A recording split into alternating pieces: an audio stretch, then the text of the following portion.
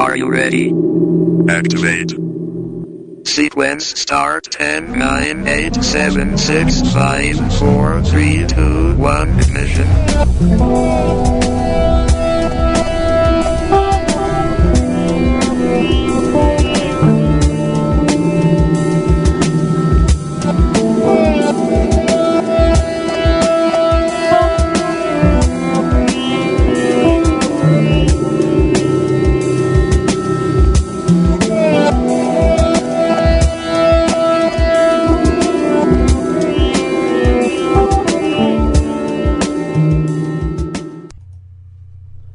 Well, good evening and welcome to Shadows in the Dark. Well, I hope everyone's week has been as nice as mine has so far. The weather has been kind of warm here, a little bit of a change from the cold. But I tell you what, we've got a great show that is going to be coming up tonight. Our guest will be Charlie Carlson, along with Mia Lorenzo, and I hope I pronounced that right.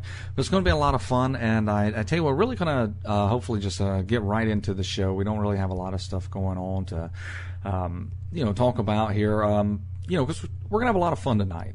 Charlie's a great guest, and always enjoy having him on the show, so we're going to go ahead and cut right to a commercial here, and back in a minute with our guest, Charlie Carlson and Mia Lorenzo.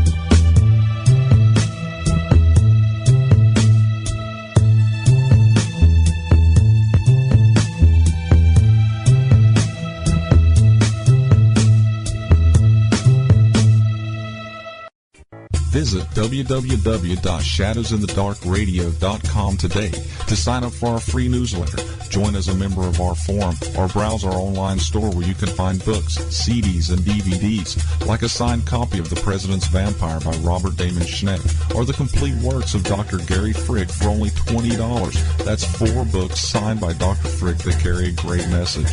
You will also find downloadable products like Mysteries Magazine and the Donald Kehoe interviews, DVDs featuring Charlie Carlson and Mr. Lobo. So go to www.shadowsinthedarkradio.com today and be a part of the show.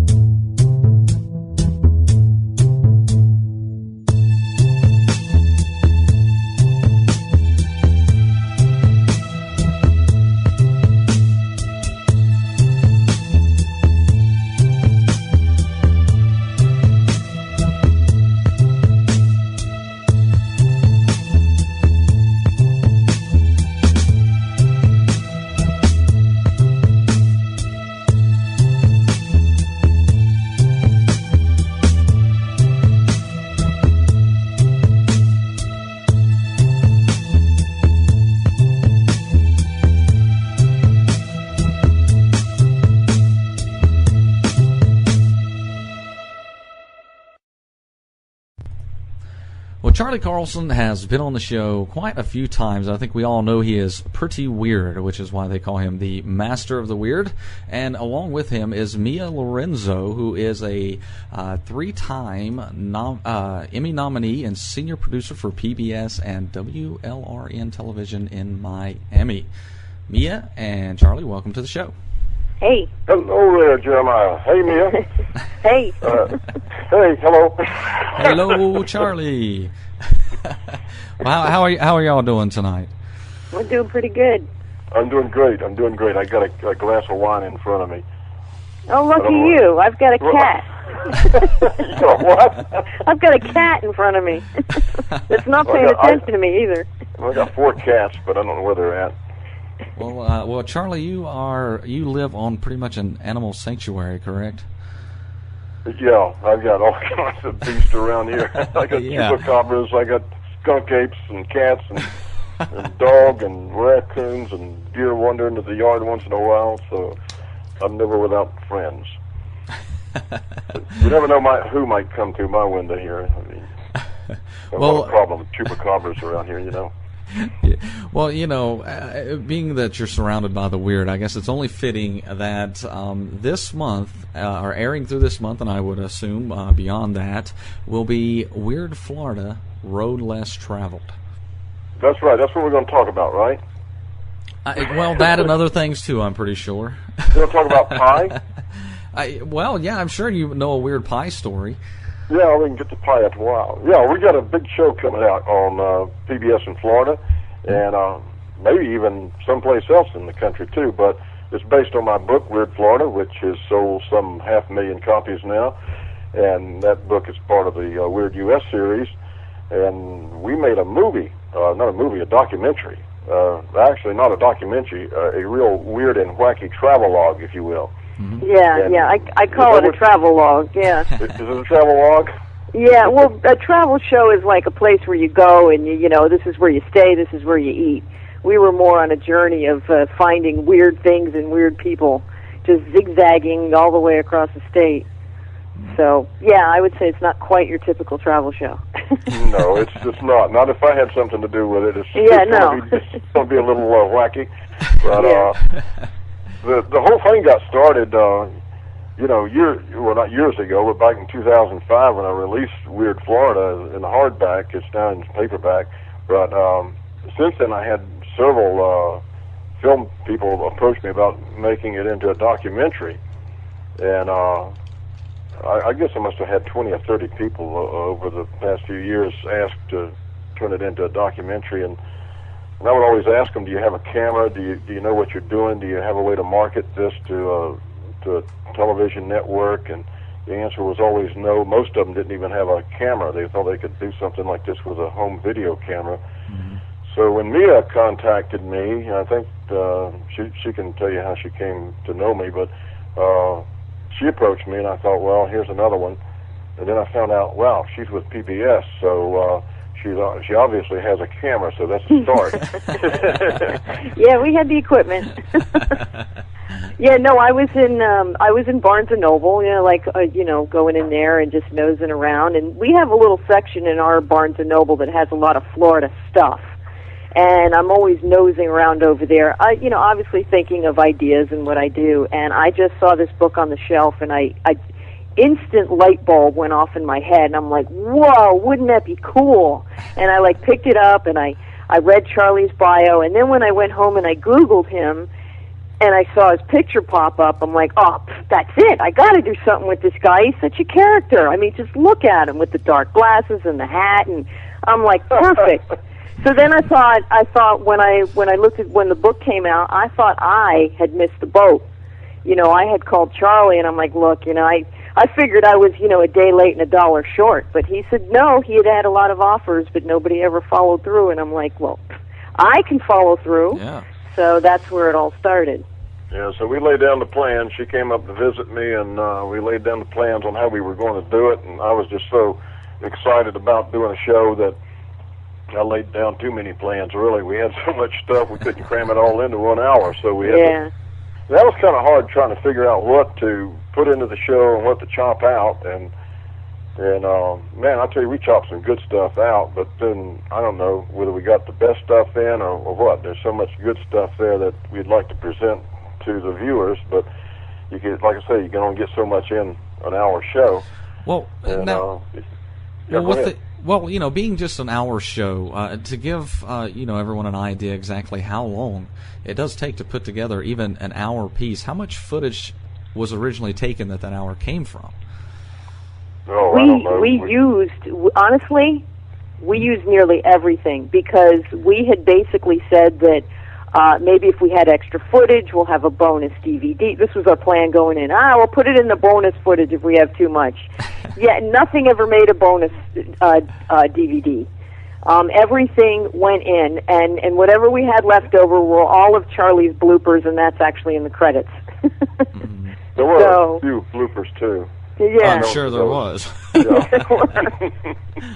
There were, but honestly, we used everything. The key was, the hard thing was, like Charlie said, was really mapping it out. And you have to take things into consideration as far as geographic, where they are on the road, where we could stay, where we could jump out and shoot something, jump back in the car, get back on the road, because some places are very remote. You know, do you want to spend half a day traveling over there to get one little piece of something? So we were about 2 weeks on the road. And then we spent the next, I'd say we started this February, like last week of February. We actually started in January of last year. Yeah, January. We did kind of a test run at the Coral Castle. Mm-hmm. And Coral Castle, of course, is, and I know a lot of the listeners have heard of the Coral Castle. It's sort of like Florida's Stonehenge down in Homestead, Florida, almost at the tip of the peninsula. And so that's where we really started shooting at, and that was, I think, to get our feet wet to see if we could work together as a crew. And we shot some things there, and then Mia comes up that morning when I went down to shoot that piece, and she drives in with this broken down old van. She wanted me to drive this thing around the state, you know. I think she had to haul it in on a lowboy or something. Yeah, pretty much. This thing was in sad shape, you know, and knowing that we were going to have to do something like about 1,500 miles, you know, to do this show, and me driving that thing, I don't know that we would have made it. No, so, it kind of leaked all kinds of things, and the steering wheel was a little crooked. You know, it never did straighten out, but we figured it wasn't, you know, roadworthy at that point. So we ditched that idea after shooting some stuff at the Coral Castle. I ended up driving a real nice, what was that thing, a Blazer or what? Yeah, Trailblazer, a Chevy Trailblazer. Yeah, it was a nice vehicle, and it was white, so it stood out, and that's what we used throughout the show, and had a big sign on the side that said Weird Florida. But the whole idea was to mix a little bit of roadside oddities with unexplained things, some historical anomalies, visits to graveyards, that sort of thing. So we get a real good mix of things, and also include into that some very weird people. And I think we got really more than our share of weird people in this thing, other than me. You know, contrary to popular belief, there are some people out there that are a little bit more weird than what I am. But we started down at the very tip of Florida, down in Key West, at the southernmost point of the United States. That's where we kicked the show off at, and we come all up through the Keys and cross over through the Everglades, stopping at the Skunk Ape Research Center in Okeechobee, Florida, which sits almost in the Big Cypress area there, and talk with David Shealy down there, who is a longtime explorer and expert on the Florida skunk ape, which or swamp ape, whatever you prefer. And that's Florida's equivalent to the Bigfoot creature. And then we come on up to the lower southwest Gulf Coast area. We visited some places over there and cut back up through the central part of the state and over to the east coast up through St. Augustine, and we went out to West Florida and wound up on St. George's Island against a beautiful sunset out there. So we visited all these strange places along the way, and I think people ask me what my favorite place is, and well, there's one thing that you can't leave out of a weird show or a weird book if you're writing about Florida, even though they've just been written about so many times, and that's the Coral Castle. Right. And that place is constructed of 1,100 tons of coral rock. It was built back prior to 1930 by a very small man. He only stood 5 feet tall and weighed 100 pounds. He had TB. He only had something like a 4th grade education. And he built this thing by himself. The mystery is nobody knows how he constructed this megalithic monument that was built actually to a lost love of his, because these stones are absolutely huge, and he had no mechanical means of building this thing. And but yet he did it. And not only did he do it, he first built the thing in, it covers at least, I guess, 2 acres or so. But he first built this thing down in Florida City.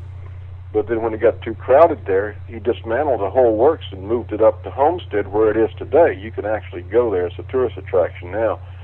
So there's a big mystery. How did he move these things around and position these huge stones, carve them, and all that stuff without any mechanical means? Yeah. The story is according to what he said, he had discovered the secrets the Egyptians used in building the pyramids. And then there's stories of young men that went out there, boys that went out at night and snuck up to see him work, because he worked under the cover of darkness most of the time. They claimed to see him laying his hands on these stones and just elevating the stones into place. So I don't know, what, if there's any truth to any of those stories, but there is a big mystery there. So anytime you do a show or a book on weird things in Florida, you just have to include the Coral Castle, because that is the classic mystery in Florida. Mm-hmm. So that was a big piece in the show right there up front. And of course the Skunk Ape, that's another big mystery in Florida too. And you've had Scott Marlowe on the show before, and he's an expert on the Skunk Ape. And there are some very interesting sightings by very credible people of some kind of a creature that looks like a Bigfoot that is occasionally seen anywhere from the Everglades area all up through the Ocala National Forest. So when you discount all the hoaxes and misinterpretations, you're still left with some very credible sightings that convince me that people are actually seeing something. So you have to kind of include the Skunk Ape, and which I've always said that the Skunk Ape should be the mascot of Florida's paranormal side. And at one time, the state legislature did try to pass a law to protect the Skunk Ape, and it never got passed into law, but there is some effort, I understand, to try to do that again. Now, whether they're doing that tongue-in-cheek or whether they're serious about protecting some unknown species, should it exist, I don't know. But the possibilities are there. We hear the story of the coelacanth fish that was caught in 1938 that was supposed to have been extinct for some 65 million years, and all of a sudden they catch one alive. So the possibility for cryptid animals is very real, and of course we find 10,000 new species a year around the world. So who knows? We might have some sort of unknown primate out there. So we had to include the old Skunk Ape into our show. Mm-hmm. Although that's one of the things where you just can't go out and see a skunk ape. You got to hear the story. So the best place to go, I think, is the Skunk Ape Research Center, which is I don't know how to describe that. It's kind of like a beer joint / museum. It's a little scary to me. It was a little scary to me. My favorite, though, can we talk about my favorite? Yeah. My favorite, you know my favorite. My favorite was Solomon's Castle. Oh, yeah, I love Howard Solomon. Oh yeah, honestly that was my favorite. That's a castle made of junk, all recycled printing plates from an old newspaper printing plant. Was that what it was, Charlie? Yeah, he used to get the discarded printing plates. Yeah, so it was a little difficult to shoot, I have to say, with the sun gleaming off it from every angle, but it is absolutely magnificent, and Howard takes anything, I don't care what it is, he takes everything, and he's got all this artwork. He's got like over 300 pieces of art, stuff made out of oil can drums and old tuna fish cans and just bolts and scraps of wood, and it's really, really cool, and he is so funny. He's just full of one-liners and puns, and you really have to listen to him, because he's very quick-witted, And we had a great time. I don't even know how long we stayed there. Well, we had supper with him that night on his ship. Yeah, yeah, the boat. You can't even begin to imagine this place. And I don't even think the show even gets across the size of this. I mean, this thing, it's a full-size castle to start with. I mean, it's big, and everything, like Mia said, everything that's gone into the building of this castle has been recycled junk that somebody has thrown away. And but it's not just the castle. Once he built the castle, he decided he was going to build a boat to go in his moat. He calls it the boat in the moat. But it's a full-size Spanish ship, complete with the mast and the cannons and all that. Sitting there, it's not going to go anywhere because it's a long way from the ocean. And then because he built that, he built a lighthouse. And one time when I visited there, I asked him, I said, well, what is your lighthouse made out of? He said, well, it's made out of balsa wood. And I said, balsa wood? And he said, yeah, it's the lighthouse. But he's like that, yeah. Well, but now this time, go ahead. Well, I was going to say that, something there that seems to be a draw with this show is the humor that's added in it. Oh, yeah. Yeah, absolutely. And some of it we did ourselves, because I'm crazy as it is. But the people that we meet, they're funny too. And I mean, like Howard. Howard loves humor. I mean, he's a walking comedian. And this time when I was there talking about all the things he built, he told me I should go up the road there and look at his new creation. And he had built a full-size replica of the Alamo. Actually, it was his old garage, and he turned that into the Alamo. And now what makes this all this strange is not just that it's all built out of recycled junk, but it sits out in the middle of nowhere. Oh, gosh. And I think Mia thought that when I was saying, well, we need to go out and film Howard Solomon's castle, she probably thought, well, where are we going? Because we just kept driving through cow pastures and just, I mean, it's, well, yeah, literally. We went through an orange grove, and then we turned between two cow pastures. I'm like, this is not a road. This is not a road. And then all of a sudden, I see this, piece of wood with hand-painted on it, Solomon's Castle with a big arrow. And sure enough, as soon as we turned the corner, big tour bus coming back this way. I'm like, wow, these people really find this place. It was amazing. It was amazing. I mean, he actually is a bigger story. Like, as a person who, tells stories through television and through video, I was thinking, he would make a great biography or something, or a whole show just on him, because he's amazing. He really is. And earlier Charlie was talking about I don't know if you mentioned his name, Ed Leeds Scalman, who built the Coral Castle. How he's this little guy, weighs about 100 pounds. That's Howard. Howard may be 102. That means he's so tiny. And of course he's not moving mammoth stones, but kind of reminds you sort of the same thing, Yeah, it's kind of a modern Ed Leeds Scalman, I guess. But it's, people ask me, well, where is this Solomon's Castle at? And I tell them, well, it's in Ona. I don't even think you can find Ona on Florida maps. It might be on there somewhere. It's really hard to give directions to it. You'd have to have a GPS device to find your way there. In fact, that's what we used going in there. Yeah. But it's almost due east of Bradenton, Florida, so it's well into the center part of the state. But, man, it's way out in the middle of nowhere, though. You just wouldn't expect something like that to be out there. And I think he's got something like 300 acres of land out there, and he went out there when land was real cheap and bought up a whole bunch of property. But we had a good time with Howard, and that's a major part of the show, too, because we want to try to get as much in about Solomon's Castle as we could. Mm-hmm. But I think Mia, when she started with this, the whole show, I think she might have wondered if all these things that I was telling her about what we should film, whether or not I knew what I was talking about. But I would just, we'd be like the Bat House, it's something that's not easy to find. It's a great, big, tall thing where this guy built this thing for mosquito control back years ago. And the Bat House is set there unattended and without any bats for generations. But and it's in the Keys. It's in Sugarloaf Key.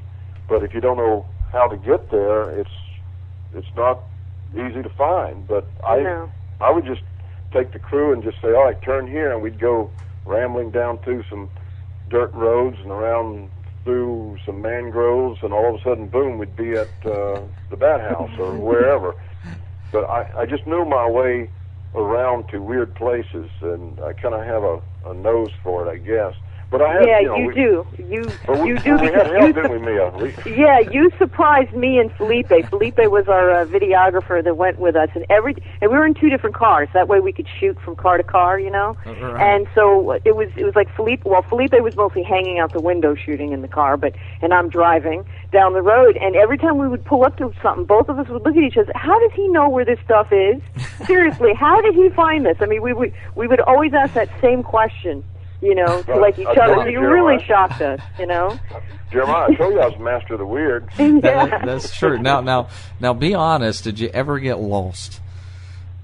Did we ever get lost? Yeah. I'm sure we did. I think we did. Yeah, I think not only did we get lost, we also got almost stuck.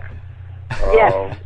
Yeah, we got pulled over by the cops. Yeah. We had some experiences. Yeah. Yeah. Yeah, well, I know I got lost in St. Augustine. You were waiting at me over. You were waiting for me over at the fort. I made one wrong turn, and everything was a one-way street going in the direction I didn't want to go. Yeah. So but other than that, I think we did pretty good. Hey, we went to that Khorasan community too, where the people, it was a religious cult back in the early part of the last century, and they had quite a number of followers for a long time there, and they settled in the Fort Myers area, around the area known as Estero, where the Estero River is, and they were the Hollow Earth followers. They believed that we actually lived on the inside surface of the earth, and they created a whole settlement in there. There's no more of these people. The whole thing kind of phased out back in the late 1930s, but the village is still there. It's a state park now, so we were fortunate to get in there and talk with one of the tour guides there and take a look at the belief that we live on the inside of the earth. So we had a lot of fun with that. But I think one of the things that was really a great treat for us all was going into the secret warehouse of Ripley's Believe It or Not. Oh yeah. And and that's not easy to find. That's in the Orlando area, and of course we had to promise that we would not tell anybody the exact location of it. But it's an absolute huge warehouse. It has 2 stories in it. They have 10,000 unusual and weird artifacts stored in that place. Yeah. And I'm talking about everything from the size of a huge robot that moves, that's made out of, what was that thing made out of? Car bumpers or something? Yeah, I forgot. Well, how about the horses? A big buffalo. Made out of rusted carpenter nails. Yeah, there's just thousands of millions of nails put together in a perfect statue of a buffalo, and I think there was a horse or something else in there. Or a moose, yeah. Or a moose, yeah. And then there was like a car that had driven from the North Pole to the South Pole. I don't know how it did that, but it's sitting there. They've got shuttle. The shuttle. Yeah, the yeah. shuttle's made out of 600 million matchsticks or something like that. Yeah. How big is it? It's as big as a car. It's not the same size as the actual shuttle, but it's huge, though. Wow. Yeah. And they got a 2-headed peacock. In fact, you can see that on our website. Yeah. And then he upstairs is all the small stuff. I mean, I'm talking about small. I'm talking about like grains of rice that has the Lord's Last Supper painted on them. That you have to look through a microscope to see. All kinds of stuff like that. They pulled out Ed Meyer, who is the vice president of Ripley's Archives. He's the one that we had on screen with me, showing me around. And when he took me upstairs, he pulled out this drawer, and inside the drawer was, I don't know, it must have been like 50, 60 shrunken heads in there. Yeah. not the rubber ones. These are real stuff, Yeah. And skulls on the shelves and all this stuff. And I tell you, that's if you like weird things. That was another place we could have spent all day. I mean, there was just way too much to see. We were in there, and we were in the warehouse, and Felipe's walking around with his camera just going, what do I shoot? I'm like, shoot it all. Just get it all. Get everything. You know, it was like, it was really cool. Yeah. Jeremiah, you know all these people because, you know, we've done some things with Ripley's, believe it or not, in St. Augustine. And, of course, Barry, Barry Anderson, who is the art director for Ripley's, his shop is right next door to this big warehouse. So we were able to go in to his shop. And, of course, he's the one that does all the wax figures for all the museums of Ripley's around the world. And he showed us how that process was done. And so we had a great visit with Barry there, and some of that stuff that he does looks absolutely real. It looks like some of those wax figures will just open their mouth and speak to you. And it was amazing how they do that because the skin and all looks very real, and they put each individual hair into those things. And I think some of it's real hair, right? Wasn't that one Monkey Boy thing, real hair? Yeah. It's really I call it a body shop because when when the arm falls off of a figure out in one of their museums someplace, they ship it back there, and he puts the arm back on and ships another one out to replace it. So he does all the maintenance work. That's where everything goes to. And when Ed Meyer was telling me that when they get a shipment in to a trucking company or whatever, they never know what's in the package. They may get a great big crate, or they may get a box, but when they open it up, it's always something weird from some part of the world that somebody has sent in, or something that they have purchased from someplace. Didn't he get something while we were there? He opened the box while we were there? Yeah, he did. In the box? He got a box from some shipping company, and he opened it while we were there, and inside of the thing was some sort of a funeral skull or something. It was a very decorated skull with jewels on it. That's right. Yeah. I think it was from Tibet or someplace over there.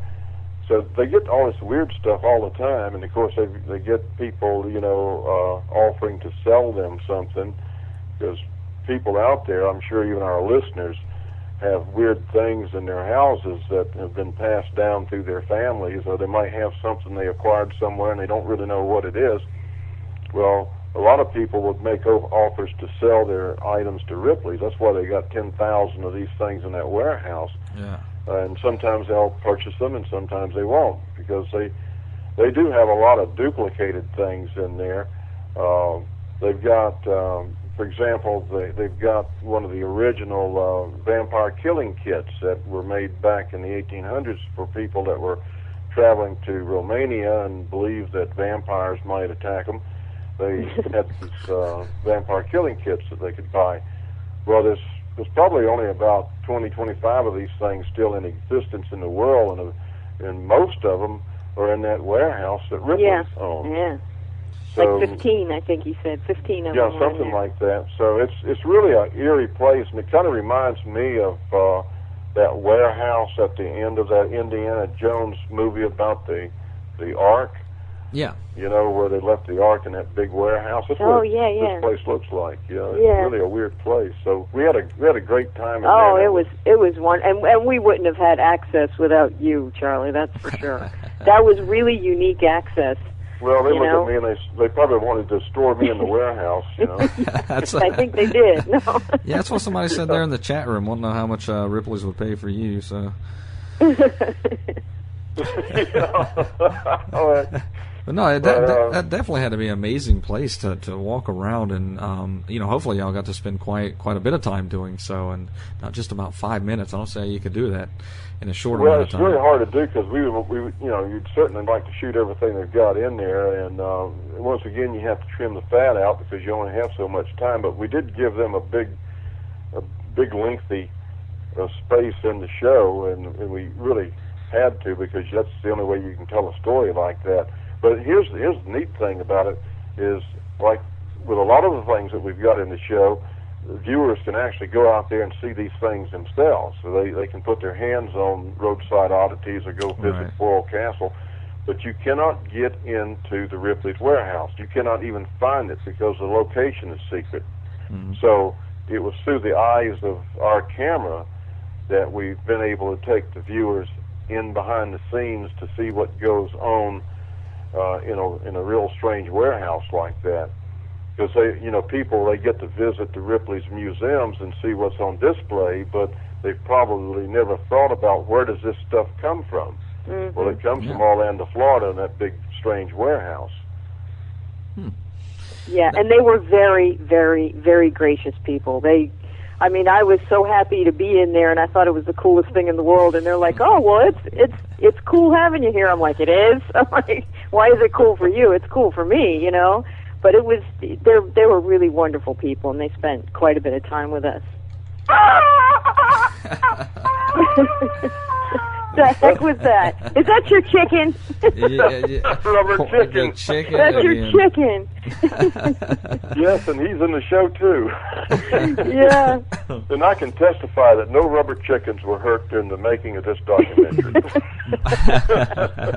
But now you did have a dog that apparently is becoming quite famous from it. You're absolutely right. We had Miss Scarlett. She's my 7-year-old boxer, and this was a last-minute thought, which was a great thought by Mia. Just before we went out to shoot these things, she says, "What if we took Miss Scarlett along?" So I said, "Well, we can do that." And Miss Scarlett has pretty much pushed the rest of us out of the limelight because she gets all the fan mail.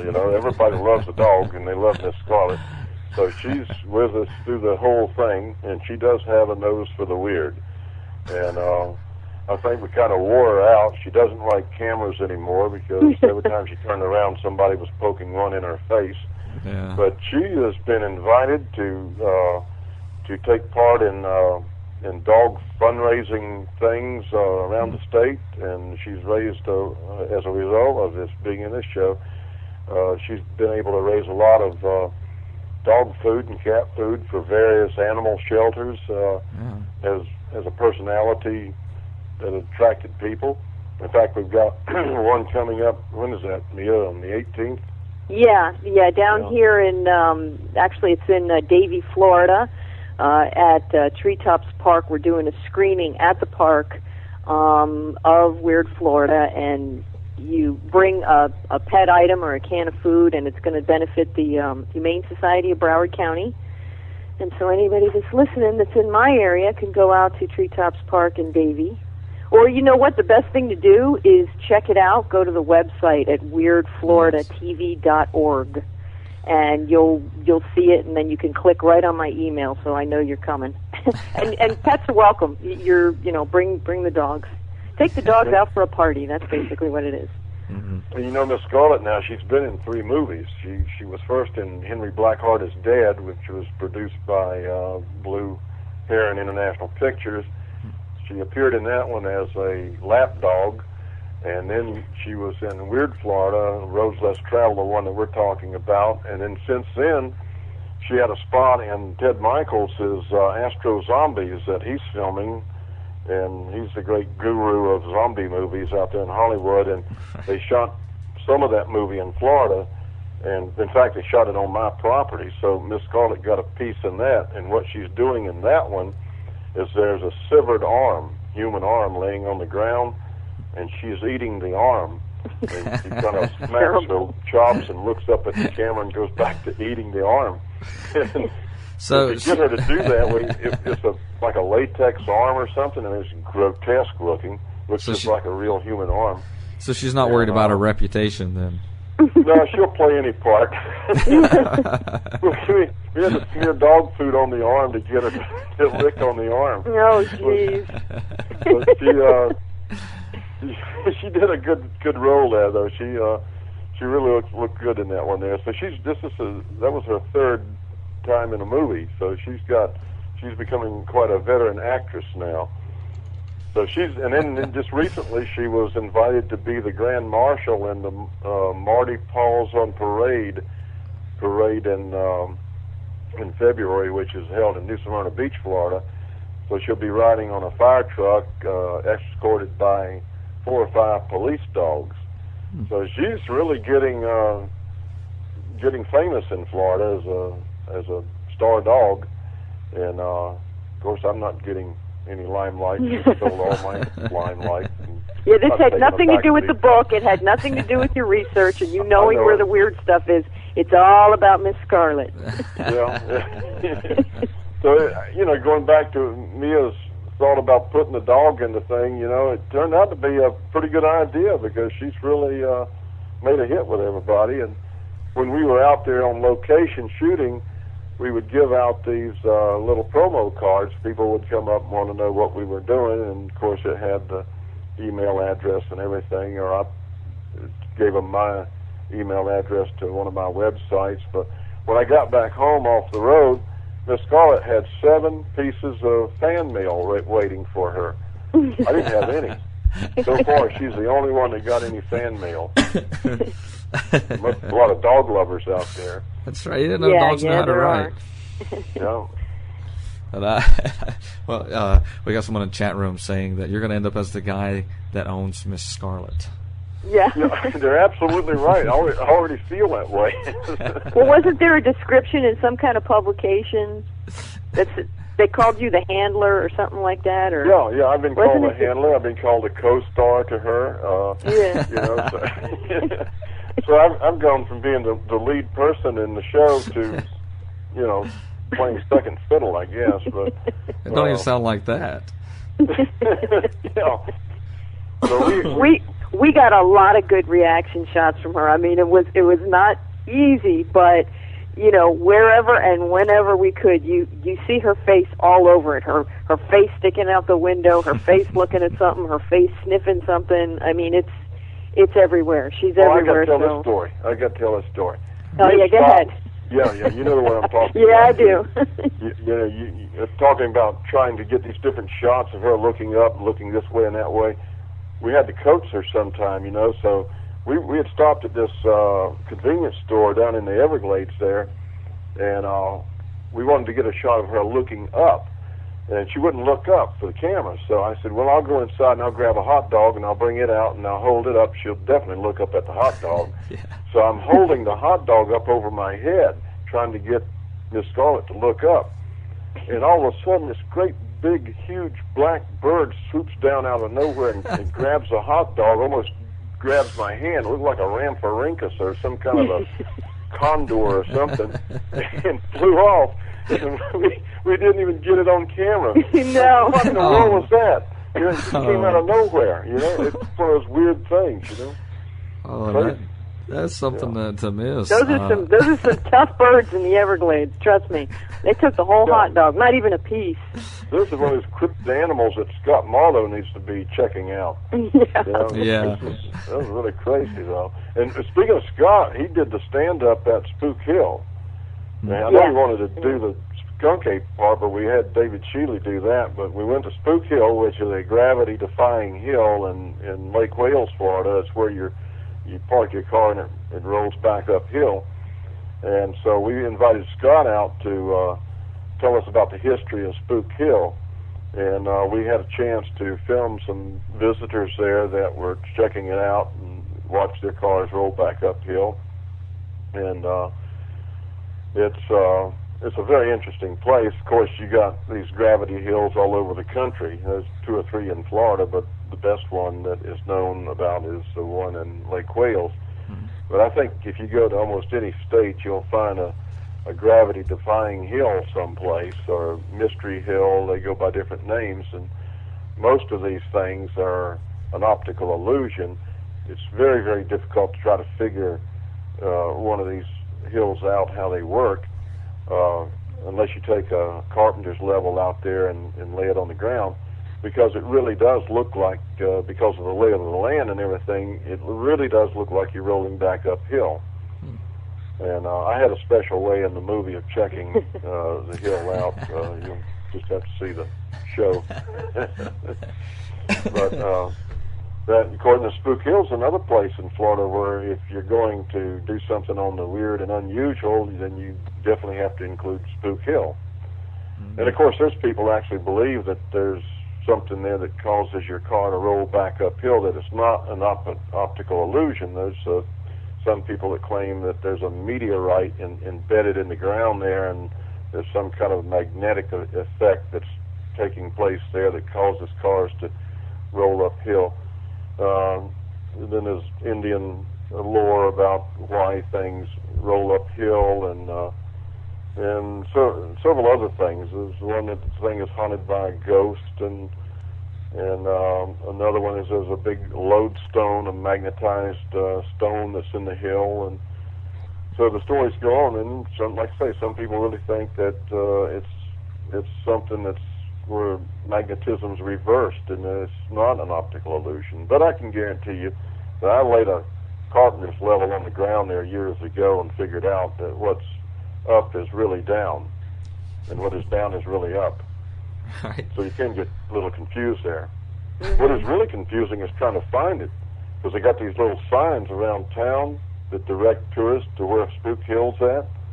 And the kids there, the local kids, will go out on a Friday night and turn the signs around. So you can end up getting lost there in Lake Wales, going in circles for a day trying to find the place. I think you've got, don't you have a Mystery Hill in North Carolina? Yeah, we do up near Boone, Blown Rock area. I think it's right around there. Yeah, I thought there was one up there. Mm-hmm. They're only weird places. They're a lot of fun to experiment with. Now you went to the Mystery Hill not too long ago here in North Carolina. I haven't been to that. Yeah, that's right, up there in I was little. Yeah, in Blowing Rock, right? Yeah. Yeah. Yeah, Tanya was with me on that one. I took her out there so she could see it. And Tanya, by the way, was our production assistant in this show. So she worked with us on this show. She was truly Miss Scarlett's handler.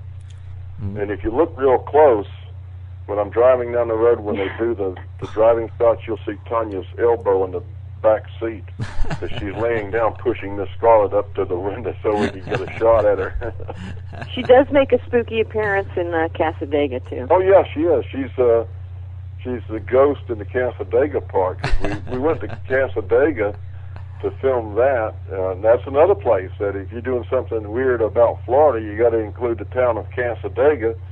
And for the listeners who don't live in Florida, who have never heard of Cassadaga, Cassadaga is a town where all the residents are mediums and psychics.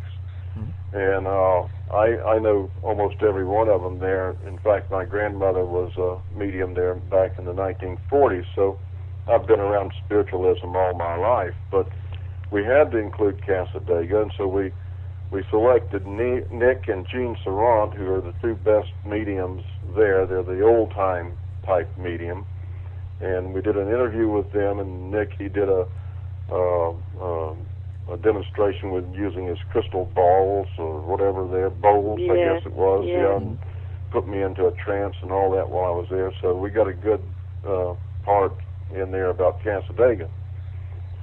And then that ended our first leg of our shoot. We took a week or two off before we went out again, because you can't do all this in one whack. I mean, you got to break it up, otherwise you burn yourself out, because it's really hard shooting all of these places. You know, it's a lot of fun. The only thing is you don't get a lot of time to enjoy it yourself, because you're working, you're doing retakes and everything, and you're constantly having to stay on schedule and get from one place to the other. So you really get wore out, and at the end of the day, you're ready for the motel. And and even then we would hook up the computer and look at all the footage in the evening to see what we got. So we did find some things that were new that we didn't even plan on. We were down in Fort Myers staying at a motel there after shooting the Coriachan community down there, and I stepped outside the motel that evening and I looked across this lake and I saw what looked like teepees, the tops of teepees sticking up. So I ran down and grabbed Mia and I brought her down. I said, look across there, there's something weird over there. And like I say, I can find weird. I was the first one that found it. And she said, well, what is that? And I said, I don't know, it looks like an Indian village or something. So we jumped in the car and went over there, and it turned out to be a whole village of pyramids. So we didn't even know about this. This was something that we discovered for the first time out there on the road. So what we did, we had planned to go to Lake Placid, because in that town oh, the garbage cans are weird. They don't look like garbage cans. They look like jailhouses, books, castor oil containers, you know, all kinds of crazy things, jack-in-the-boxes. And so I thought that would be a nice thing to put in there. So we had to cut that out so we could put the Pyramid Village in. So we made room to shoot the Pyramid Village, and Mia went up there. I think, what was it, about 9 o'clock at night when we? It was about 9 o'clock at night. We're all in the car. We're driving around, and I could see that, you know, it was some kind of housing community, because you would look in the window, you see a couch and a TV on, and I'm like, oh, stop the car. I see where the office is. And he's like, you can't just walk up there. It's at night. I'm like, I'm a producer. What do I care? I need to get a story. And all of a sudden I go up and I'm looking in the window, because I thought it was just the office and I didn't think anybody would be there, but apparently the woman lived in the office. So stupid me looking in the glass, and all of a sudden I realized she's looking back at me. I went, oh, and I got scared. She comes out the door and she's like, can I help you? And I said, well, I know this sounds strange, but I'm from Miami. We're shooting a show called Weird Florida Roads Less Traveled, and, you know, this is pretty weird. And I was wondering if you'd come on camera and talk about it. And she says, sure. So we went back the next morning before we, you know, right when we checked out of the hotel, and we went over there and we interviewed her, and then there was a really nice couple who let us go in their pyramid. I was going to say house, but I guess their pyramid. And they let us shoot the inside, which was really, really nice. And these people are all happy and wonderful, and there must be something to. Yeah, there must be something to it. I don't know. It's a happy village. I don't know. Well, how many pyramids were there? Oh God, there had to be what? Well, maybe 20. Yeah, like I think so. I have the paperwork. I think it's called Pyramid Village or New University Pyramid Village, something like that. Yeah, something like that. I know at the very entrance to the thing, they got this huge bust of Beethoven. Yeah, that was weird, because it was at night. Okay, picture this. At night, driving up, it's all dark, you see this ginormous bust of Beethoven's head, you know, with lit from underneath, so it was really spooky looking. Yeah. You know, and I'm like, well, what the heck is this? You know, so it was like really weird. Of course we had to shoot it, you know? It is really a kind of an upscale place. It's kind of like a utopia of some type. You know, Mm-hmm. it's that these pyramids, the way they're built, they're real nice houses. I mean, it's not a shabby area at all. It's a beautiful area. Then they got this great big man-made lake or pond with a big fountain in the middle of it, and these pyramids kind of sit around that.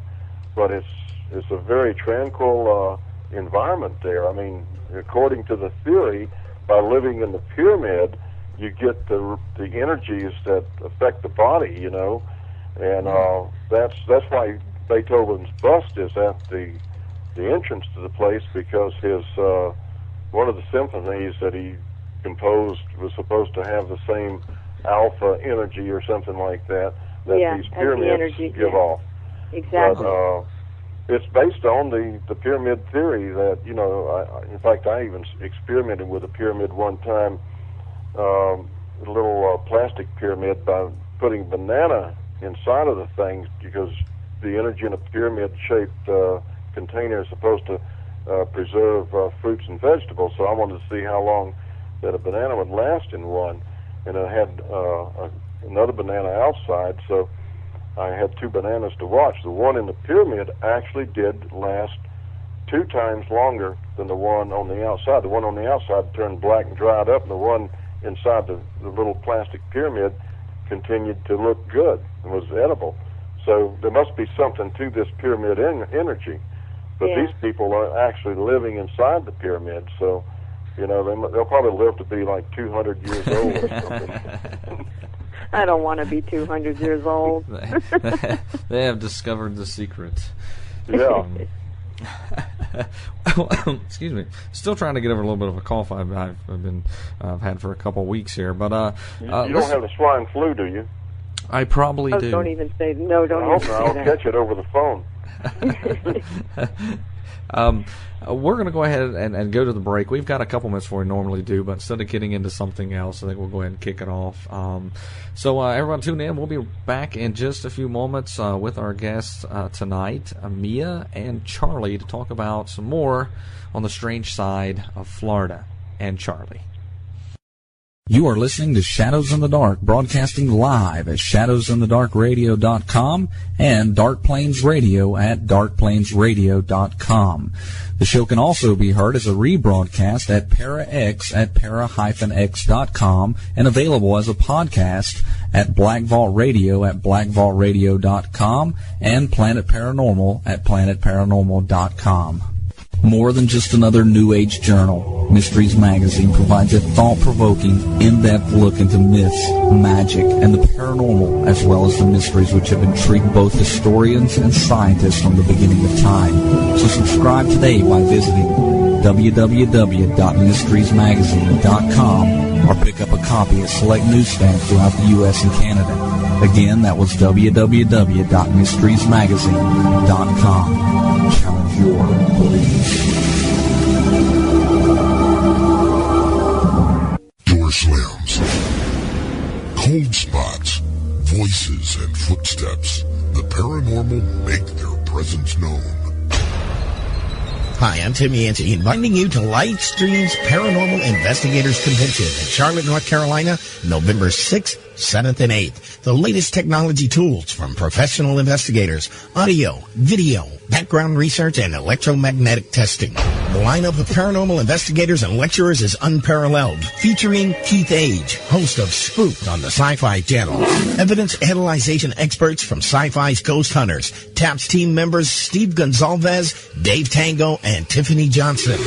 Court TV and True TV's Haunting Evidence, Patrick Burns, with audio filtering techniques for the faintest EVP recording. Carmen Reed, the basis for the new movie Haunting in Connecticut.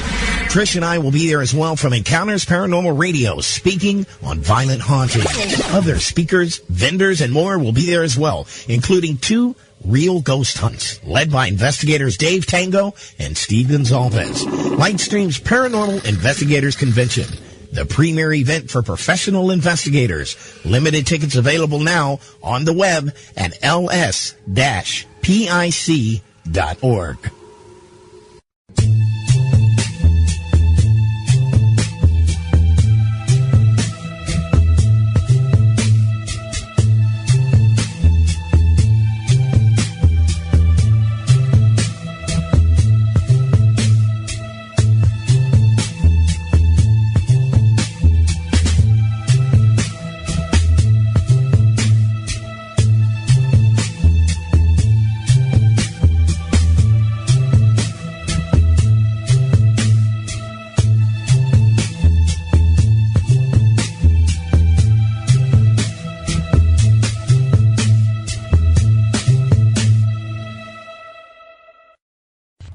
Well, tonight we are talking with Charlie Carlson, the Master of the Weird, and Mia Lorenzo, who I've been working on, or Mia is the producer, and have been working on the PBS show called Weird Florida Road Less Traveled. Now, I think Mia has been lost in the weird over the break, but we still have Charlie with us at the moment, so so we've lost Mia, haven't we, or is she back? I think she'll be back in a minute. All right, well, now, Charlie, a couple things we're talking about there on the break that was coming up in the chat room. One is, of course, they're going to poke fun at me for saying it first, but you need to say frog leg. Frog legs. All right. Now, who wanted me to say that? That was Bambi, wasn't it? Bambi? Yeah, well, Bambi's from where? South Carolina. Uh-huh. Yeah. I mean, she says... I want to hear Bambi say frog legs. Exactly. I bet... I bet it'll sound exactly the same. Frog leg. Now, also, Bambi was asking about any updates on the I-4 dead zone. Has there been new accidents or anything going on with that? Well, for those who may not know what the I-4 dead zone is, it's a quarter-mile section of Interstate 4 about halfway between Daytona Beach and Orlando, where some very strange things happen. and it's known for its high number of car accidents in that area, and has been ever since the interstate was put through there. It could be related to, and people think that it's related to what lies beneath the highway, and that is four graves that go back to pioneer times, and these are the graves of some earlier settlers that were buried there who had died from yellow fever back in 1886. And their graves were never removed. They dumped the fill dirt on top of their graves to elevate the new highway. And since that time, there's been all kinds of strange things that happen there, most notably the high number of traffic accidents, which are higher in that area than any other comparable section of the interstate from Tampa to Daytona. And the update is that the accidents continue to happen in that area in spite of the fact that the State Road Department has tried to figure out a better way to move traffic through there. There was an approach coming up onto the highway at that point, and that created a bit of congestion. Well, they improved all of that. They really redid that whole section of highway through there, and in spite of their attempts to make things better, the accidents there still go on. The other thing is that people continue to claim that their radios won't work in that area, that their cell phones won't work in that area, and there's stories of people seeing phantoms and apparitions on the side of the road there. There's a lot of stories about orbs of light that zigzag back and forth across the highway. I think, like with a lot of ghost stories, you start with a good story of a haunted place, and then people start imagining things or adding to it. So it's kind of like a stone gathering, rolling stone gathering moss. It gets more and more moss as it rolls along. Yeah, Charlie, let me just stop for 1 second, because I've realized why we don't have Mia. It's because she's not on the line with us. Oh. Yes, we apparently lost her. So we're gonna let me just take a second try to here. Call her back? Yeah, we're gonna just try to call her back right here. Get her back on the line. So. All right, I'll see if I can send my psychic thoughts her way.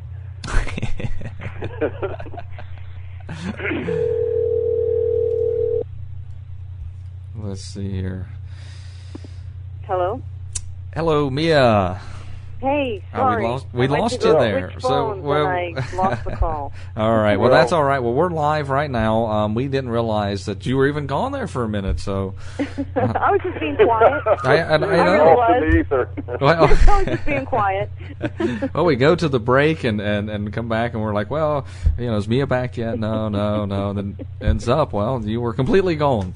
So, yeah, completely. Well, there we go. See, now, Charlie, you can definitely vouch for this. Doesn't it seem like with each show, every once in a while, whatever the theme of the show is, something seems to happen around that. Like, of course, tonight's the weird, and we just lose Mia. We rarely lose anybody on these lines.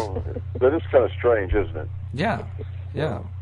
Could be because of me. I don't know. I emit these strange energies, that cause things to happen. I'm responsible for a lot of poltergeist activity, I'm sure. You never know. He's a weird magnet. Yeah. Yes, he is. I know some of his friends as well. Yeah. And to go back to what Bambi was asking about an update on some of the things, I think it was Bambi, wasn't to answer the question. Yeah. Some of the other things in the Weird Florida book, some of those things have totally disappeared now, such as the Xanadu house south of Orlando, which looked like some kind of a igloo-like structure. It was called the House of the Future when it was built. It's no longer there. They bulldozed that and built some other structure on that property. The fellow up in Fernandina Beach that had all the strange statues made out of concrete in his front yard, some developers bought his property, and he's moved his statues somewhere else. They're still in existence, but not in the same place. And most recently, the Popash School, which sat abandoned for many years down in near Wauchula, Florida, it was on the side of the road there where people claimed to hear the sounds of children playing inside that old building. Well, they tore that building down now, and they're going to develop that property. So there's about 3 or 4 things in the Weird Florida book that no longer exist because developers have bought up the property and torn them down. So I was fortunate to be able to take pictures and chronicle their existence in the Weird Florida book when I did. And that's kind of the nature of Florida.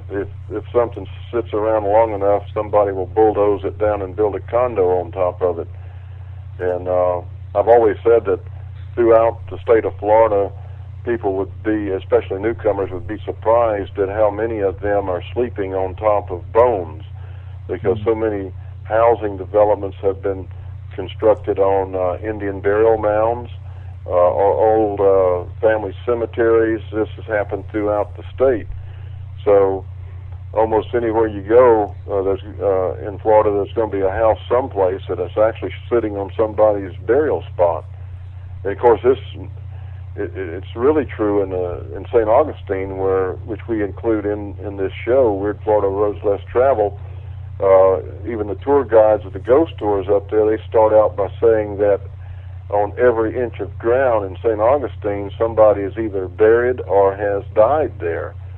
And considering the fact that St. Augustine was established in 1565, it's been a heck of a long time there that with a lot of opportunity for people to be killed or die on a spot in St. Augustine, especially with all the epidemics of diseases that have hit that area over the centuries, as well as pirate attacks and military attacks on the city and a whole bunch of other things that have gone on there over the period of time that it's been in existence. So it's no great wonder that people say that there's somebody's died on every inch of ground in St. Augustine, or else they're buried there. And not too many years ago, they were working on a water main in one of the streets in St. Augustine, and they unearthed a coffin, and nobody even knew it was there. Well, what they did was just rebury the coffin and brick the street back up once they fixed the water main. So when they're doing construction work there, they often uncover bones. Yeah. So if you go on one of those ghost tours up there and you start hearing some of those stories about all the bones that's in the ground around St. Augustine, there's a lot of truth to it. Yeah. Yeah. Now, maybe for you, was this kind of a new experience looking into the unusual, the unexplained, the weird, the wacky, a little bit of everything? Is what it sounds like. Had you been into that before, or was this kind of a new venture for you? No, it was absolutely a new venture. But I think as with anybody from any walk of life, anywhere you see or read something weird, and there's some kind of attraction to it. Mm-hmm. You know, you can't help but go, and get that little question mark in your head, or try to figure something out, that's just kind of unexplained out there. I really was drawn to the book, and just all the possibilities of what I could do visually with it, and how I could make something out of it just really, really intrigued me. And I just figured also from a viewer point of view, putting myself in the seat of a viewer, or in that mindset, that it would really be something that would be very likable over a huge cross section of people. Mm-hmm. So I just thought it was like a win-win situation for everybody. And then when I went and met Charlie and sort of fell in love with Miss Scarlet, we know where that led. But no, I think it's fascinating. I think it's all fascinating, and I think there's more.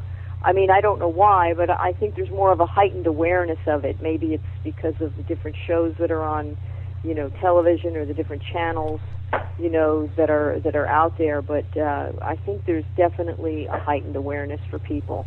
So I just thought the timing and everything was just right, and it's still to me, it's very, very fascinating. Well, I can't say that in my house the lights haven't flickered or the radio hasn't gone on for any strange reason. One time I fell asleep on my couch and I woke up because the TV was changing channels by itself. And and then I woke up with one eyeball open, just staring at it, going, and I turned it off. So, but but things like that are very interesting. Well, here's another big plus about this show too, I think, is that, and it's kind of weird, is that, and I just thought of this. Mia was born in Florida. She's a native of Florida. And, of course, I'm a 10th generation native. And Miss Scarlett, she was born in Florida. So we're kind of weird because most people that live in Florida today, the greater population are from someplace else. So it's very, very difficult to find someone who's actually from this state. Right. And, of course, I always call myself a walking oddity because I'm a 10th generation Floridian. But I don't know whether that makes for a better show or not. It's just that I have a connection to the history because my ancestors all played a part in it, and to the folklore of the state. Mm-hmm. So I was listening to a lot of these legends that has been presented in my Weird Florida book or in this show that many years ago, you know, stories that I heard my grandmother tell or somebody else. So a lot of it's not new to me, but I feel compelled to present it so that newcomers can enjoy these things and go out and see them. One of these legends happens to be the witch's grave in Tallahassee, which is part of the show. And there is a very unusual monument in Tallahassee's old city cemetery that people claim is the grave of a witch. Elizabeth Budd Graham is the name of the young woman that is buried there. It's the most elaborate monument in that whole cemetery. There's a mystery as to where the money came from back in the 1800s when she died to build such an elaborate memorial to her. Some of the reasons why they think that she's a witch is because of the strange epitaph that's on her marker, which is actually the Edgar Allan Poe's poem. What's the name of that poem? Lenore? No. What is it? Lenore? Lenore, Yeah. I think it is, yeah. Yeah. Which is a strange poem. And also that the way she's buried there is supposed to be contrary to Christian burials. Although, if truth be known, there's two other burials in the same cemetery that the heads of the markers face west or whatever. But what was really strange when we went there to shoot this thing, we drove in, there was two women there visiting the witch's grave. And turns out that the young woman that was there, her friend had told her about seeing me on TV talking about weird things in Florida and about my book. And she didn't know that that's why she went to see the witch's grave, but she didn't realize that by going to the witch's grave on that day, she would also run into me. Right. So she couldn't believe it, you know. So we had a good time with her. I couldn't believe it. She had said that they had planned on going there in the morning. She went to go visit her mother in Tallahassee, and her friend knew, and she turned her on to the show, and, you know, she had the book and the whole nine, and she had just Googled Charlie, and she was with her mother, and they were supposed to go in the morning. Mind you, this was on a day that we had left the hotel, and we were going to take nearly 4 hours to get to that location, so we didn't get there till, I think, like early afternoon. Yeah. And the woman and her mother just, I don't know, fiddle-farted around all morning, and they're like, let's go. So they took forever getting there. So their plans were supposed to be for hours much earlier, which they would have missed us at that point. But they got there right about the time, or maybe they were there when we showed up. I can't quite remember. They just they were over there when we got there. Yeah, and so Felipe's like, go over there. People are over there. See if you can get an interview. Go.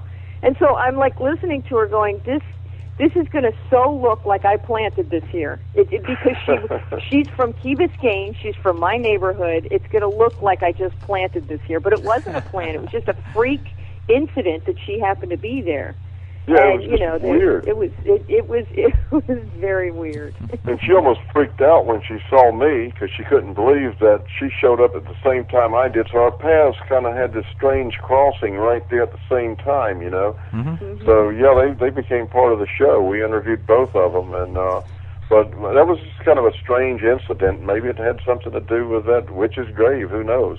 Actually, Charlie, she RSVP'd, and she will be at the event on October 18th. Oh, great. So great. You'll see her again. Yeah, you'll see her again. Now, you're going what about other, unusual experiences that maybe you went and visited a location and you walked away saying, well, now that was just weird, and kind of had no explanation for it? Well, that was probably the biggest one there that we experienced, and I don't know that we had. Do we have any others? Or we did end up in. There was one. We ended up staying in this old hotel in Apalachicola. Yeah. And we got through shooting the ending of the show on St. George's Island, and we had to drive back to the mainland, and it's quite a ways back to Apalachicola. And we already had reservations there, but I guess this old hotel is haunted or something. It's really a classic-looking place. It was But beautiful. we found out that we could not eat anywhere there in Apalachicola. At 6 o'clock, they close everything. I mean, you can't even get a can of beanie weenies in the 7-Eleven store. We were starving to death. Terrible. We were starving. So I had been giving the crew peanut butter sandwiches for 2 weeks. It was terrible. So we had to turn around and drive all the way back budget. we drove all the way back out to St. George's Island to find someplace to eat. There was a club out there, a seafood restaurant was still open. But what I was getting to is that staying in the same hotel with us was another camera crew or they were scouts for a movie company looking for a location to film a major feature. And so our paths crossed there. Here we are, two filmmakers, and our paths cross in the same old hotel in Apalachicola. Yeah. So we were kind of at the right place at the right time, and since then I've become friends with those folks, so I've exchanged some emails with them. So it's weird how paths cross sometime, when you least expect it. Yeah. When you have something in common with somebody else, and all of a sudden your path crosses with them. I think there's some kind of paranormal word for that. I don't know what it is, but occasionally that happens. It happens more often with me, I guess, because I'm a little weird. But I do experience those things sometimes. But that hotel, what was the name of that hotel, Mia? It was called the Gibson Inn, and it was The over Gibson 100 Inn, years yeah. old, and I think some naval officer died in one of the rooms or something. Wasn't that it? Yeah, and it's somebody from the Navy or something. I forget what it was. I don't know how he died or what had happened, but one of the rooms was supposed to be haunted. But you really got the feeling that the place had spirits in it. I mean, it's just an old wooden 2-story hotel, and it's it was very absolutely elegant place, gorgeous. so, It was pet friendly. They had this little window out around the side where I was going to say drive-through, dog-through window. The dog could walk up and get a little biscuit out of there, and they feed the dog, and there were pictures. And actually, we left a promo card with Miss Scarlett's paw print to put up in their window. So she is now in the Gibson Inn in Apalachicola somewhere or wherever we were. But well, that's a great place to visit, though. It's I recommend anybody that goes there to spend the night in that old hotel because I think, especially if you're a ghost hunter, I'd like to see some ghost hunters go in there and take their EMF detectors around and see what they can find. So, there's several places in Apalachicola like that.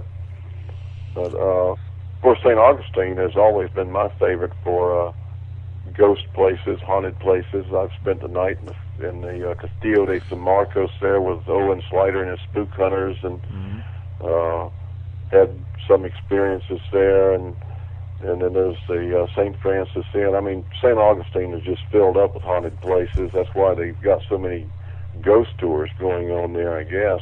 Oh yeah. And we were lucky enough to be there on the full moon. We just happened to realize it was the full moon. So I'm like, okay, we're not done shooting. We have to go back out at night. Let's go have dinner and then go back out. So that's exactly what we did, and we shot some really neat scenes. It was really, really cool, and that was one of the fun pieces to work on as far as the editing goes. I had a lot of fun with that one. We got some really good shots. The way we did the coloring of the, it's just the way things were lit at night. And then we ran into those two people from the ghost tour, right? That were all dressed in like period costume kind of thing. Oh yeah, that was great too. It. Yeah. One thing that what I wanted to try to do with St. Augustine is I did not want to show the typical tourist attractions there, like the fort and the oldest school and all that. I wanted to do something that show some of the oddities that most people don't know about, and so that's what we tried to feature. One of the things being the America's most narrowest street is in St. Augustine. That's the east end of Treasury Street, so we wanted to get that in. And St. Augustine has pyramids that people probably don't know about, and so I wanted to get those pyramids in there. And there's also a great big milestone ball there. This thing must weigh, I don't know, 1,000 pounds or something, but it's huge. It's made out of cocaine rock, and it marks the eastern end of the old Spanish Trail Highway, which ran from St. Augustine across the country to San Diego. So these things are kind of out of the way. It's people walk right by them. They don't even see them. Yeah. And so these are the types of things that we put into St. Augustine segments, things that the normal tourists do not see, and they're kind of hard to find. Mm-hmm. It is, you know, we talked about this, Charlie and I have talked about this before, but it is a little bit educational with the history and everything involved, of course. You know, yes, it's funny, it's weird, it's neat, it's visual, but, you know, you're actually learning along the way, you know, about some of these landmarks and places and what was here before, you know, not just a spooky story or something. So it's a little bit of education thrown in just to throw you off a little. You know what I mean? Well, yeah, and I've always thought that you needed some history, you know, to back up a lot of things. And even with my Weird Florida book, I often refer to it as a history book in disguise, because if you read the legends and the strange phenomena that I write about in there, you can't help but learn a little bit about the state's history. Right.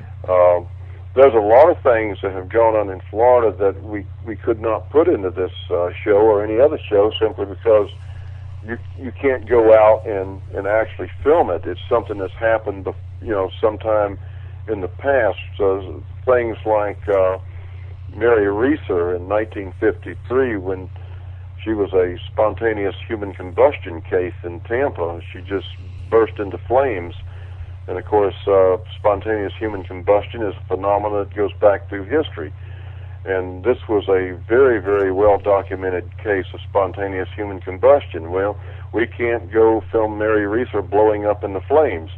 Right. But, unfortunately, but what we did is that we offer a CD, which I recorded, of stories about things like that you can't put into the show, but you can put on CD and talk about it. So this is one of the parts of the package that PBS will be selling in some of their pledge drives while this show airs on some of the stations.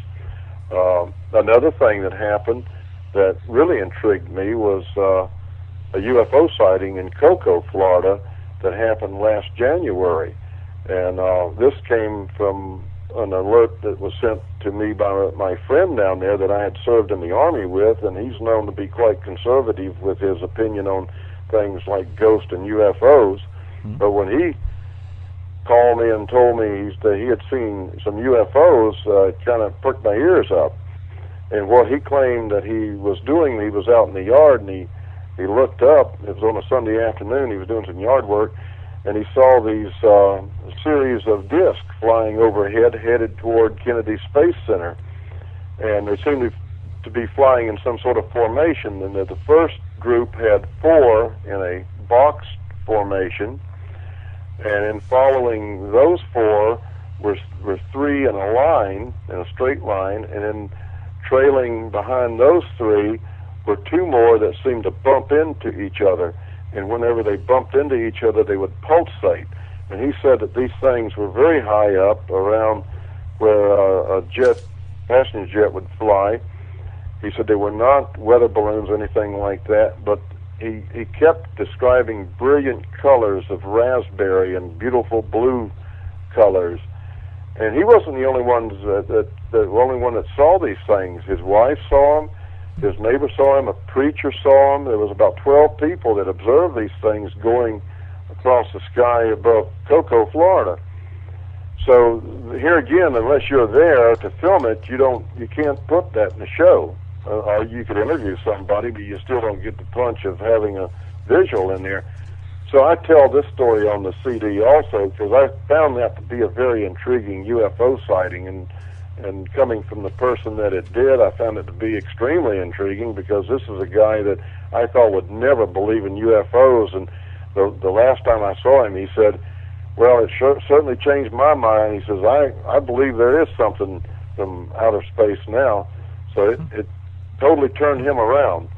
So I guess sometimes it takes having your own sighting to figure out whether the UFOs are real or whether the skunk ape is real or whatever. I'm still waiting to see one myself, but I'm hoping to one day. Now, Mia, what was it like working with Charlie, who obviously knows where weird things are? Is his head's full of weird stories? Didn't like working with me. Do you really want to know? It was absolutely brutal. No, I'm just kidding. He's like a walking history book. I mean, even when we weren't going to a specific location and shooting something and he's telling the story about it, we'd be sitting there eating dinner and he'd tell another story about something else. It's like a big encyclopedia. But no, he was very easy to work with. I think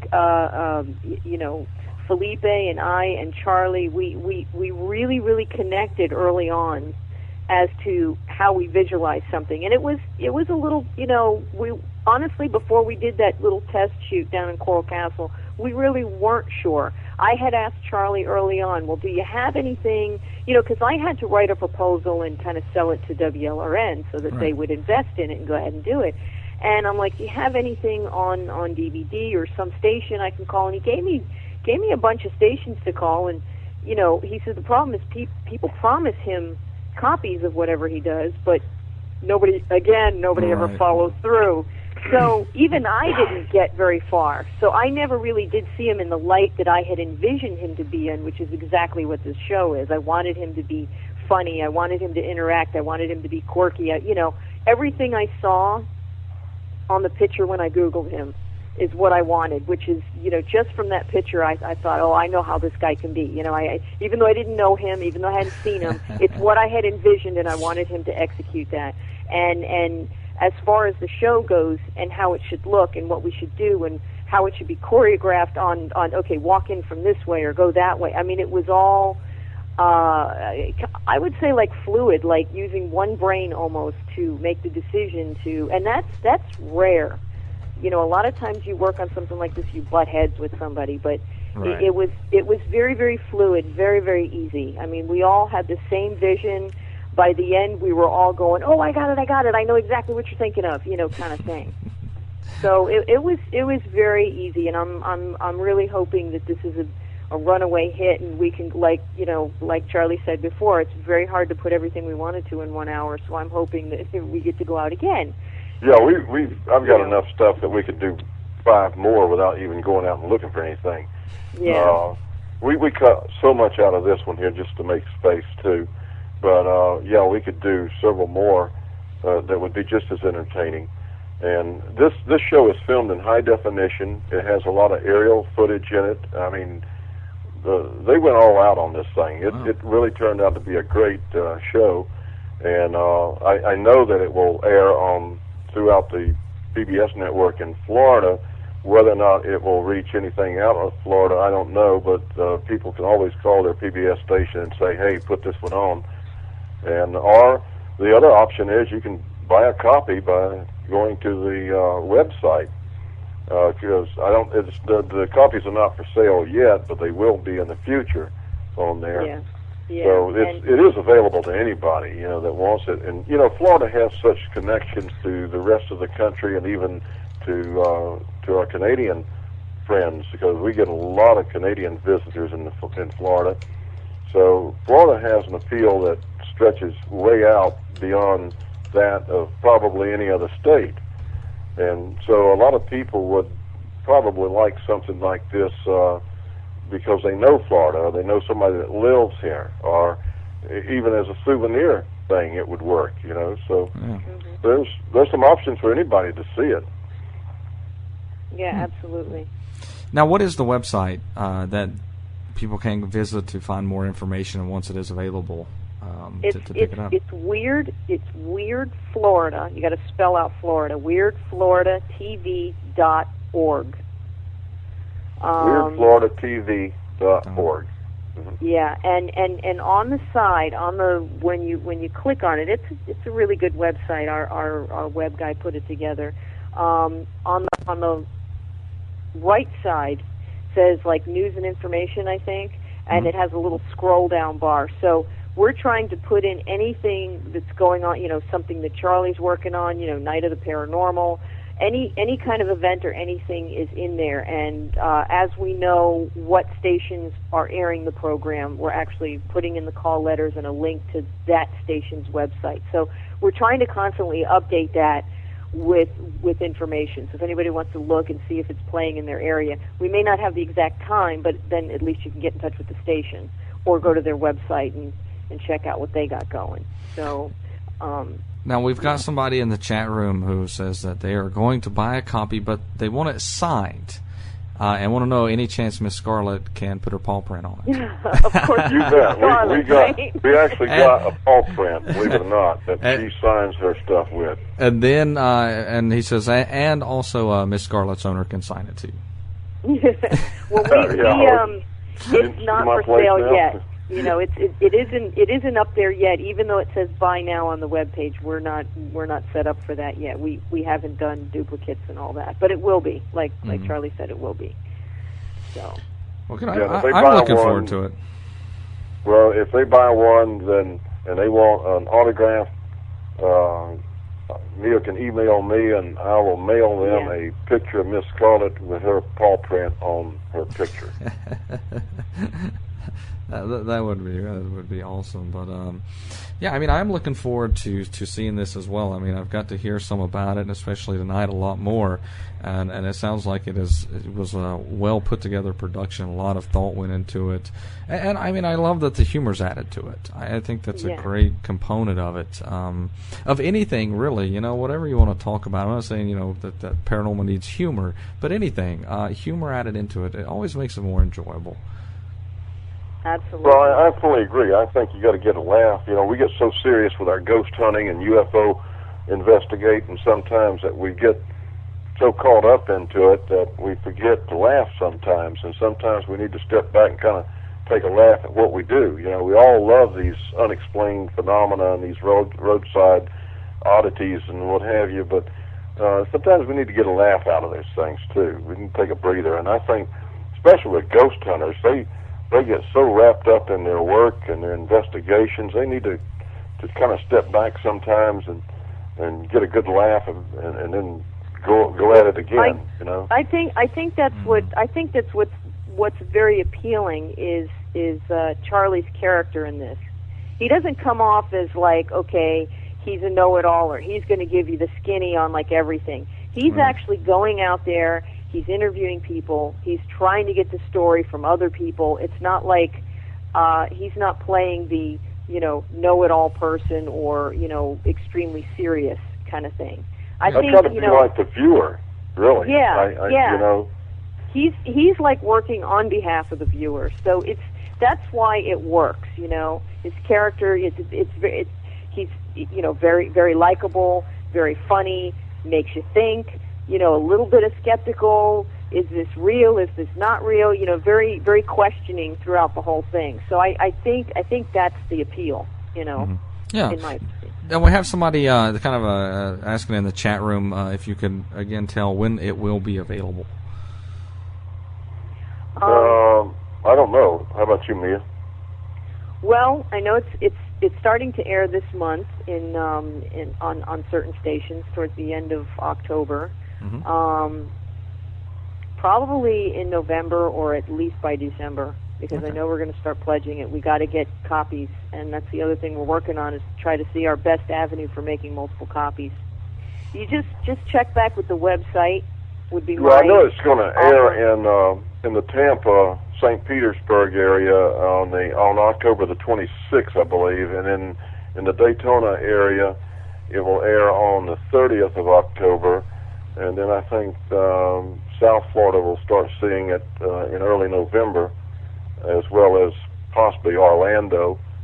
And so every station is doing their own schedule on the thing, so it's not airing at the same time throughout the whole network. But we will be updating the website as we go, and I can promise them that. So they just keep checking back at the website. And if somebody's out of state and they think their local PBS station would like to have something like that, then call the station and say, "Hey, we want to see this." Yeah, absolutely. That's kind of what we're doing. We're kind of testing the waters with this, and obviously it was a no-brainer for the Florida market. Right. And like I said, if the numbers are high there, the requests are high, we'll get a distributor for to go even further than that. But this is kind of like a test situation right now. No, well, that'd be wonderful. Now, we've got not a whole lot of time left, so I kind of want to finish up on maybe hearing from both of y'all. What, out of all the locations that you visit, obviously weird, strange, unusual, amazing, which one for each of you kind of maybe frightened you? That while you were there, you just didn't like the place? I don't know. I kind of liked all of them. Yeah, I like weird places. I did too. But I do have to tell you, Cassadaga a little freaky. Mm-hmm. When I say freaky, I don't mean like freaky. I don't mean like, it's just okay. So when you come through the gates of Cassadaga and you walk through, I had to find Nick Sarant. He poor guy. I called him on the phone. He said no, and I'm like, okay, well, he's not going to take no for an answer. I'll go knock on his door. So I had to go find Nick Sarant, and I'm walking through the town, and as you get further into it's not very big, but as you get further in, there was a certain energy in it, and it completely changed from the time I walked through the front to the time I was walking down the street. It got a little quieter, a little eerier. You could hear some little wind chimes off in the distance. I almost felt like I was being watched. Right. So there's a certain vibe and a certain energy to it that's a little weird that you don't know how to take in, And again, we didn't really have the chance to, like Charlie said, we're on the road, we're here, we're there, we got to get to the next location. So, I mean, it is a place that I would go back and visit, like on my own, when you could really, check things out. Mm-hmm. That was it for me. I mean, not as far as weird or a little eerie, I would say Cassadaga for me. What about you, Charlie? You probably felt at home at most of these places. I do. If a ghost jumped out of a closet and grabbed me, I would say, "Wow, that's cool." If I'm walking down the road and the skunk ape crosses my path, I say, "Whoa, I saw one at last." So I don't know. I don't really get shook up about things like that, because what would scare somebody else would just intrigue me. I want to go find out more about it. All right. But the one place that we didn't put in there was Ashley's Restaurant in Rockledge, Florida, where a lot of poltergeist activity happens, and that was on the schedule. That was one of the ones that we had to drop, but if we do another one, we'll certainly put that one in there. But I can't say that anything really frightens me. If something did, I would have ran off and left Mia standing there. With Miss Scarlet, right? Yeah, with Miss Scarlet. But I just, in most of these places I've been to so many times, it's kind of natural for me to go and visit again. Cassadaga, I guess, kind of my hangout. I'm there all the time and know most of the mediums there, so it's just kind of a natural place for me. I think that was the first time that Mia had been there. So, and if you're a first-time visitor there, then you do get kind of a feeling that this thing is like in a dream or something. It's like it's set out by itself there. It's a very tranquil place, and when you start thinking about that everybody in the town is a medium, I guess it could conjure up a few feelings inside of you. Yeah, I did. Of course, I was really sick by then on that leg of the trip. I had gotten pretty sick, so my little radar was a little off too. In addition to that big dog event, the watchdog event down in Davie, Florida, on the 18th. I've got the Night of the Paranormal that I'm producing for the Arts and Sciences Museum in Daytona Beach on October the 24th, and that's going to be a night of stage shows and lobby exhibits involving everything from tarot card readers to mediums to illusionists. Yeah, that's going to be a great event. I think we're going to have some people from Ripley's there too. And then 1 week after that, on October the 30th, I will be at the History and Mystery Tales and Tours Halloween event in New Smyrna Beach with Miss Scarlett, and we'll be showing the show there on the big screen.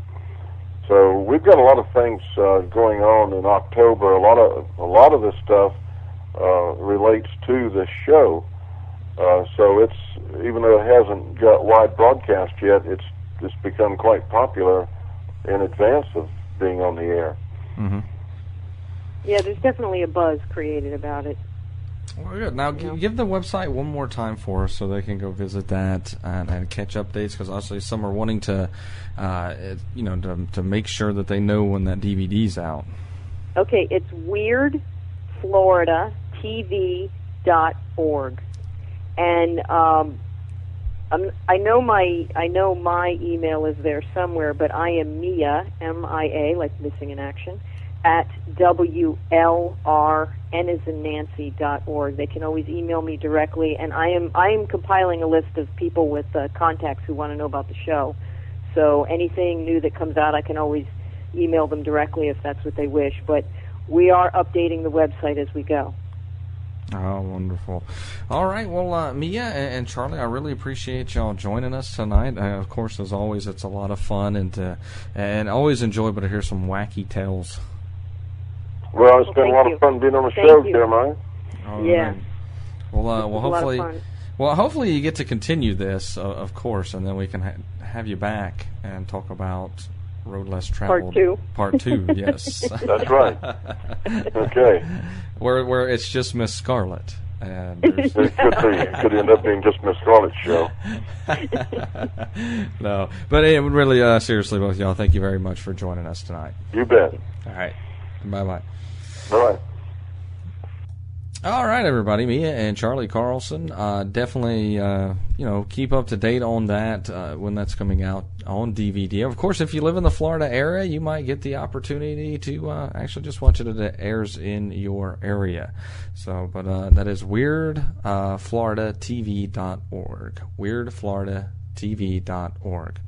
Well, I want to thank everybody for joining us tonight. It was always enjoyable show. And one thing is, over the next couple of weekends, I am going to be at some conferences. We are going to try to get maybe a couple live shows in there instead of having to do all rebroadcasts or anything along those lines. So just be aware of that. That's why nothing's really listed. We're trying to decide what exactly we're going to do. If we're going to be able to get everything in. But as always, I know you guys are always patient with us. I tell you, I can't tell you how much we appreciate, especially right now with so much going on, the support that our listeners and our readers, our fans give us. Thank you so much for that.